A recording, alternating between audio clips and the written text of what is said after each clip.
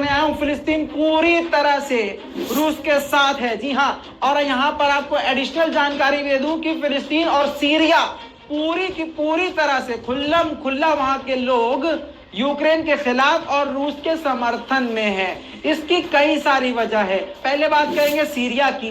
Syria हमेशा से रूस के लिए वोट देता आया है यूएन में। इसके अलावा आपको ये भी बता दूं कि सीरिया के लिए, सीरिया में जो आतंकवादी बढ़ रहे हैं और दूसरे देश वहां पर कब्जा करने की कोशिश कर रहे हैं, तो ऐसे में सीरिया सरकार की मदद सिर्फ और सिर्फ रशिया की गवर्नमेंट यानी पुतिन ही करते हैं। अब आपको बता दूं कि इसी वजह से, समझ तो आप गए होंगे तो बताने की जरूरत नहीं, आगे बढ़ते हैं। अब आप सुन लीजिए कि क्यों अब फिलिस्तीन के लोग सपोर्ट कर रहे हैं रशिया का। बहुत शॉर्ट में बताऊंगा, आसान जवाब में। क्योंकि यूक्रेन में ज्यादातर लोग यहूदी हैं।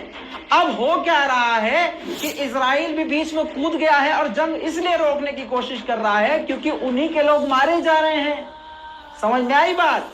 वरना कभी भी जंग रोकने में इजराइल आगे नहीं होता। बिल्कुल सही, आप भी यही जानते हैं, सब जानते हैं, हर बच्चा बच्चा जानता है कभी इजराइल जंग रोकने की कोशिश नहीं करता है। अब वो इसलिए रोकने की कोशिश कर रहा है जंग क्योंकि उसी के बंदे मारे जा रहे हैं, उसी के लोग मारे जा रहे हैं।